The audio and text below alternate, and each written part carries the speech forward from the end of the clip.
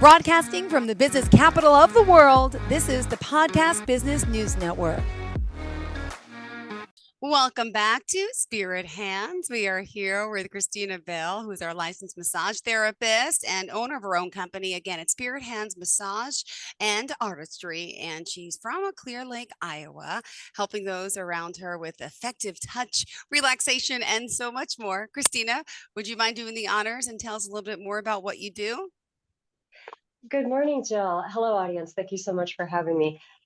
Yes, I've been certified and licensed to practice therapeutic massage in the state of Iowa for 16 years. As an independent contractor, when you contact me through call, text, or email, it is directly me that you're getting. We set up an appointment. Sometimes people just want consultations. I love providing information, and lots of regulars coming. It's been a very busy summer. Great. Well, I do have the notes now in front of me, and I would love to first off find out your phone number and website for those that are just listening today. Sure, yes, you can find all my contacts at spirit-hands.com. Perfect. And I know you kind of want to talk a little bit about lumbar support. What is that specifically? Yes. Well, I think we tend to take it for granted until we learn firsthand that the world does not come with lumbar support. A lot of most unemployment, downtime comes from some kind of back injury. And we don't, it's something we take for granted until we're in dire straits. So when it comes to lumbar support and things that we can do for the lower back, what we see on the market tends to be products like we get back braces. Back braces tend to be a temporary fix. We get those when there's an injury, a surgery, or an accident. Bodybuilders, weightlifters, you see them practicing with a low back brace. Custodians, anybody who spends a lot of time on their feet, factory workers.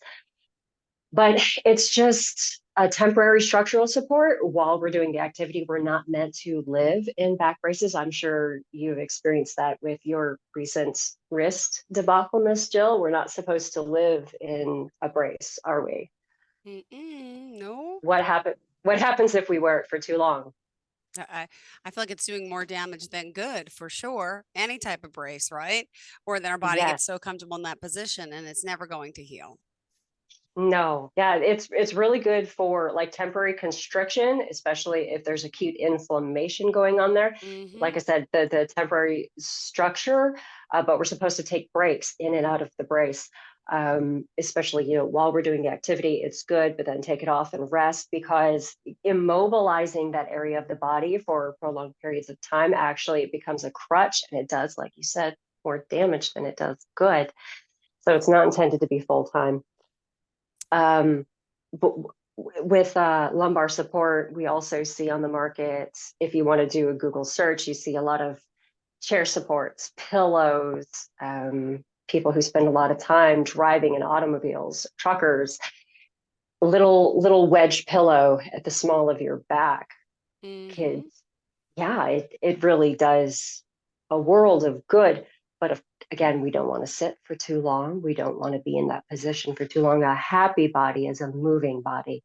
So if you spend a lot of time on the road or at an office desk chair, we know that we want to get up and stretch and move. A lot of our tension and problems that come, what we notice going on in the neck and shoulders, is largely determined by what our low back is doing and which way the curve is. If we're bowing in, if we're caving in at the abdomen, or if we're like hyperextended and then we get like a bit of a sway back posture going on. That's why if you do stretches like in yoga, that cat-cow pose in unison with breath work really frees up the lower spine. Gosh. I don't know, do you have any questions or concerns right Well, now? isn't this what I'm in? I ordered after I had the herniated disc a few months ago. I ordered a special lumbar chair. Was that true? Yes. Lumbar is meaning though, is it lower back, full back? What does that mean? Oh, you're right. I totally breezed past that. That's okay. Um, so the spinal column is divided into three sections. There's cervical, thoracic, and lumbar. Cervical meaning the neck, thoracic is the chest area, and then the lumbar is the lower portion of the back. Pretty much when you get past the floating ribs, that is your low back. Okay. And it also takes into consideration what your sacrum and the coccyx tailbone is doing. Um, yeah, a lot of lumbar is not just which way the spine is front to back, but also side to side. What your pelvis is doing really determines what your lumbar is doing. Gentlemen learn this the hard way if they have a big bulky wallet in their back pocket. I think we've done very good as a society to build awareness about taking out your wallet before you sit down, or the market is producing a lot thinner wallets. Or if you have a breast pocket, put your wallet there. Got it. Just because, yeah, what you're sitting on, your pelvis really does determine what your low back is doing, which is going to domino up the spine. So yes, to answer your question, the lumbar is that lower portion. All right, good. Thank you so much. Also, looking further down at your notes, which of course I just lost because the internet stinks. No, that's okay. What's the next part of our notes? I'm sorry. Yeah, it's not connecting. No, that's fair. Yeah, and also before we take off from the lumbar, the last few things I want to say as a massage therapist, when you come for if you as a client come for a session, there are all kinds of things we can do for you while we have you on the table. Like I said, low back discomfort, it actually emanates up from the muscles in our thighs and hips. So if you give us permission to incorporate some leg repositionings and to Hmm. address those gluteal muscles while you're on the table, if you're laying on your belly face down, if you start to feel your low back kind of lock up, I always tell people we can do two things for you while you're face down to reposition that pelvis and relieve some of the tension on that low back. If you want a rolled up towel to slip under your hip bones while you're laying, or a lot of people are perfectly content just to tuck their hands there at the bony part of their hips. And that shifts the pelvis just the littlest bit. It stretches out the low back, opens everything up, takes a lot of the pressure off. Tiny, minute adjustments throughout your day and while you're on the table does amazing things for the low back. It only takes a little bit to influence the body. All right, thank you so much. And then you want to talk more about breath. We've talked a lot about breathing and breath work, right? Always nonstop. The longer I'm in massage, the more everything becomes abdominal centric. So when people are on the table, well, throughout life, how many people come to me and they say that they catch themselves not breathing. They're actually holding their breath. Mm-hmm. Um, and while they're on the table, if we're doing like trigger point therapy or any kind of massage, no matter where you are in the world, there's a difference between pain being released from the body and pain being, applied to the body. What we want in massage is that threshold where it hurts so good, and Hurts that's so good. Yep. yeah, That song. that's the Come point on, where baby. Sorry. no, got a great voice. So yeah, when we get to that point where it hurts so good, that's where we want to engage really good breaths. And what happens a lot on the table, women, I'm always impressed, they instinctively start Lamaze breathing, Mm-hmm. whether they know it or not. Now, not everybody has had the privilege of practicing Lamaze. Did you, Miss Jill, when you were pregnant with your babies? No, I did not. Oh, wow. Yes, because that does so much. I I'm trusting you had okay labors though. I Yeah, mean, yeah, natural and okay, but spoiler alert, everything worked out okay. yes, thank you. Yes. Okay. Well, um, really left to our own devices, the body does a good job of breathing. Um,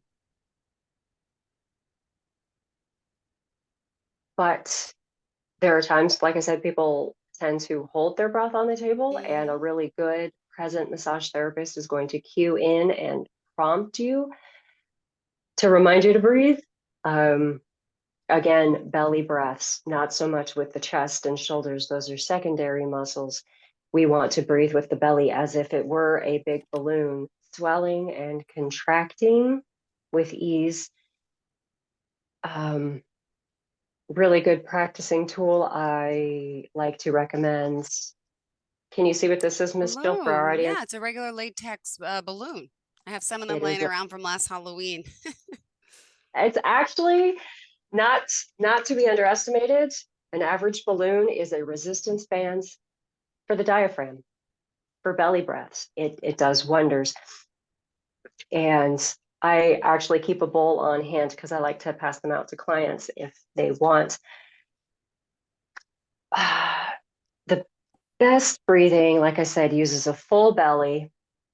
If you incorporate a balloon, try not to, and this is where the challenge comes in, try not to like blow out your cheeks, but to keep them taut, pursed lips, and blow into the balloon fully Okay. from the core. We can tap into the way that the pelvic floor feels. We need a lot of pelvic floor awareness in our society. Get that tension out of the hips. Like I said, give our chest and shoulders a break. Flat face, pursed lips, exhale. The longer an exhale, our blood pressure actually drops. Hmm. The longer an inhale, our heart rate speeds up. Okay. So there are lots of like breathing exercises that we can find on the internet or instructors that will have us counting and timing our breaths. If we find ourselves in a high stress situation, stop for a moment, count our breaths. About 3 or 4 seconds of an inhale, try to double the exhale. So inhale 1, 2, 3, 4, pause, and exhale 2, 3, 4. And just to keep that rhythm going, that's a nice equilibrium. Like I said, if you really need to slow down your heart rate, longer seconds on the exhale. Balloon, good resistance bands, exercise that diaphragm, get some strength because while you're on the table getting a massage, your breath actually determines whether or not the muscles release. It doesn't matter how good I'm at my job if you don't give your muscles permission to release, then they never will. And oftentimes, my number one adversary is the client's mind. And I can only do so much to influence that with the ambiance, with my persona, the coaxing, prompting, reminding you to breathe. And once once we get that breath going, the muscle just melts. Got it. And obviously, we're doing this here virtually. It could be done anywhere. Christina Bell, remind us how we can contact you. Yes, check out my website, spirit-hands.com. Perfect. All right. And what else did you want to add about breath before we move on? Well, it's really important. Well, when we have really good lumbar support, that opens up our belly. I know in other episodes we talked about how children lead with their bellies and we need Mm-hmm. to be childlike. Yeah, give our belly room to expand and contract, to exercise that diaphragm, because that actually creates space in the thoracic cavity for our lungs to expand. Our heart expands when we breathe as well. The whole body has a pulsing rhythm from the electrical surges in our nervous system, our circulatory system is pumping, our peristalsis and the GI tract, everything has a natural pump. The lymphatic system has a pumping flow. Our breathing needs to have a rhythm to it as well. When we hold our breath, we disrupt that. We lose elasticity, not just in our lungs, they can get stale too. Our tissue, a synovial fluid in the joints. A moving body is a happy body. Moving lungs with space to expand are happy lungs. And let me ask you, for those that aren't breathing correctly, which is most of the population, right? Can you tell just by talking to someone how they talk? Now you got me thinking about breathing if I'm talking correctly. What are some signs that you're not breathing correctly? Is it posture? Is it the way we speak? Or how do you look for that and determine if someone is doing it the right way? Okay. Yes. Not to make people terribly self-conscious, but the assessment as a massage therapist, my assessment protocol starts when you're getting out of your car and approaching the business. Creeper alert. I try to be at the window. I'm watching how a person approaches to the door. I'm watching your gait, your stance, your shoulders. Unfortunately, I'm on the second floor, so people have to scale stairs. And I like to see if your steps are uneven or not. While you're sitting in the chair, we're having our consultation. The first session isn't particularly fair because we're getting to know each other. They might be a little nervous, especially if it's their first massage, but you're right, insinuating that a person is at ease or not if they're gasping. Considering also that they just took a set of stairs. I'm not going to hold that against you, but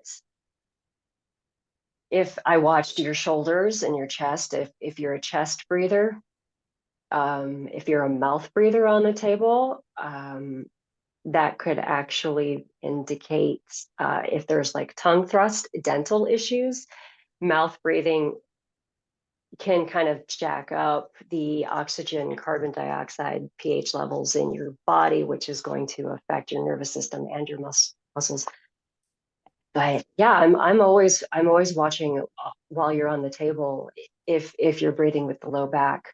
I know if the stroke that I'm applying is a particularly good one, if I need to hang out in an area for a certain amount of time based on a person, they could have like almost imperceptible breathing. And then all of a sudden they take a luxurious inhale sigh.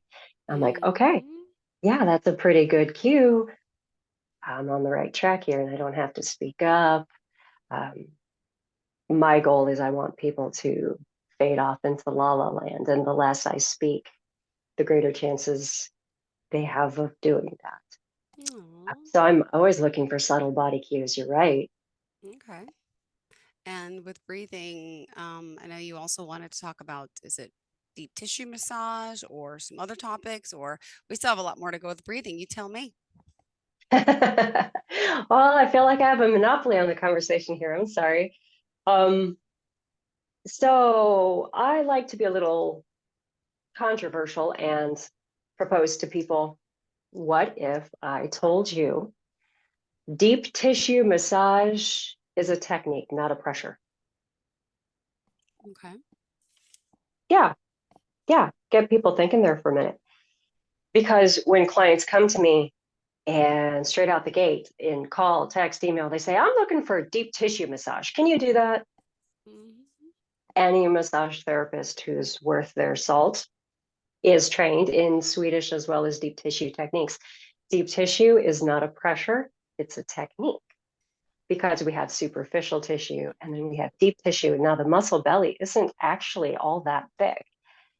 It doesn't require many pounds of pressure to get past the superficial to the deep tissue. And it has to do with how we approach and the techniques that we apply, not as much the pressure. So when people say, I want deep tissue massage, what I'm hearing you say is, I want a bit more pressure. I want effective massage. I want to feel that you're actually doing something to me. And I totally understand. I respect that. I love that. I like people who want genuine work done.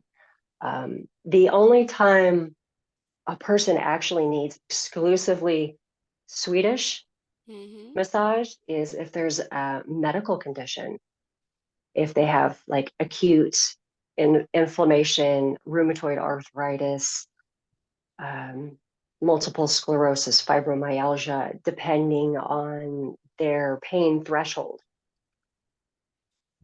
So most really good massage, if you have a massage therapist that you really like, chances are they are already applying deep tissue techniques with you.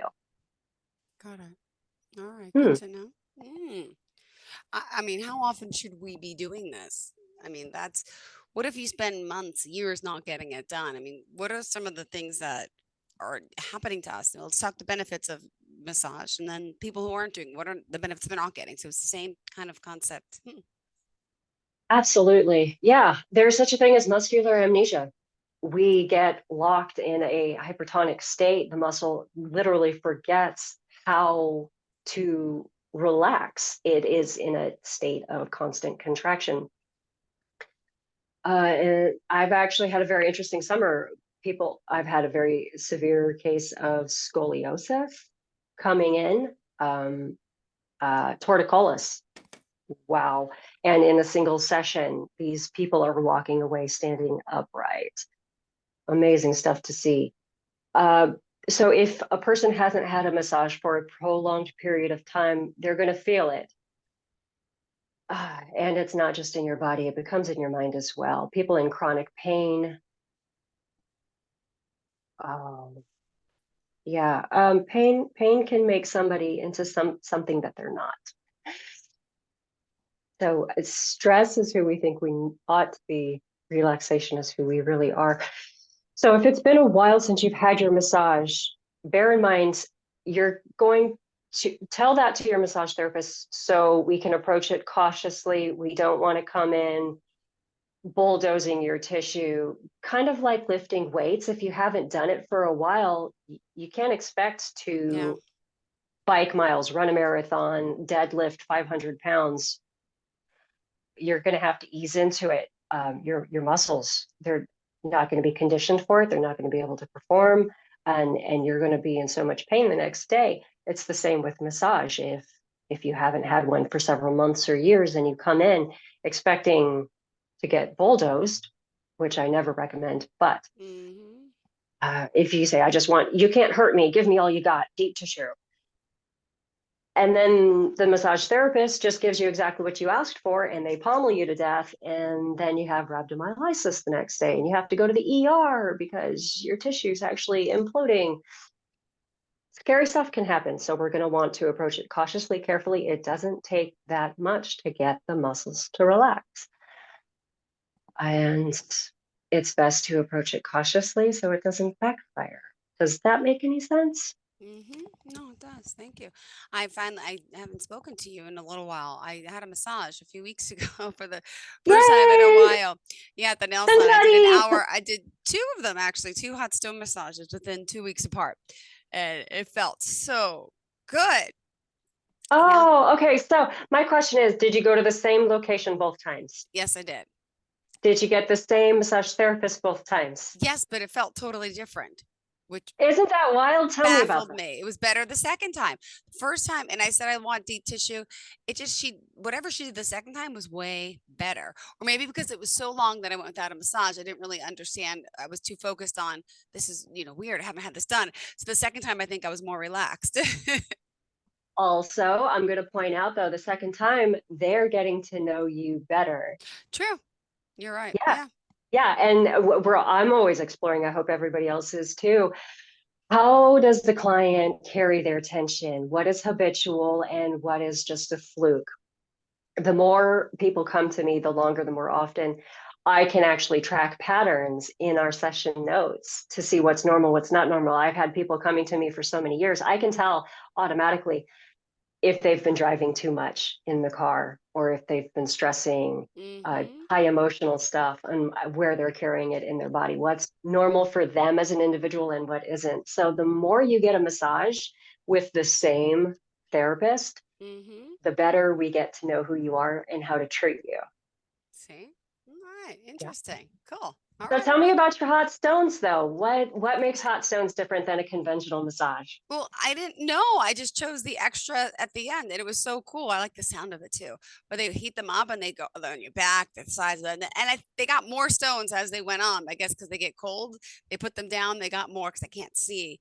But I don't know. That felt so good, rubbing the stones like on my back and my bones. I felt it. I don't know. That extra heat, really. I mean, do you work with hot stones too? Yes, yes. Hot stones are really good because you have the added weight of the stone, the tactile manipulation of it, the texture is very stimulating for the nerve endings. The heat is really good for extra quick circulation. It gets the muscle belly to soften, good blood flow a lot more promptly. Now, every massage is different. Every massage therapist is different. Every session is different. So some people, they use placement stones, others do not. It's really good. The more you experience hot stone, for you to develop your own preferences, a good massage therapist will ask you if you have any preferences and kind of hash out a really good game plan so that you are getting exactly what you like.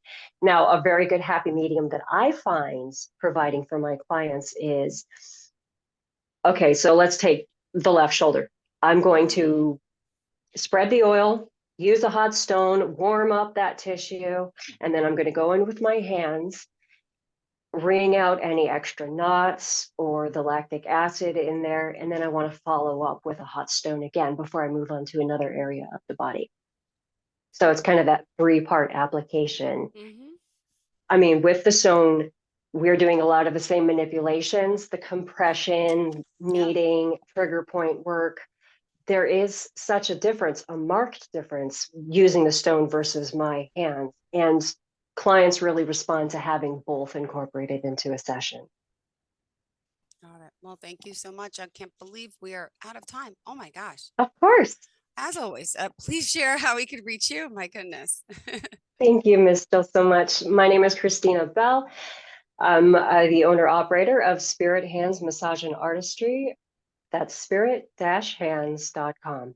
Perfect. Thank you so much. Always a pleasure having you here, and enjoy the beginning of what feels like fall soon. It's coming. Exactly. Right? God bless. Have a beautiful day. You too, Christina. Have a great day. Are you looking for even more of the podcasts and hosts that you love? The Podcast Business News Network is proud to announce that you now have even more ways to listen live. Check out the MyTuner Radio, online radio box, and Simple Radio apps on iOS and Android, or find us online. Search for Business News Network on mytuner-radio.com, or search Podcast Business News Network on streama.com and onlineradiobox.com/US. Take your podcast on the go and don't miss a minute of the action.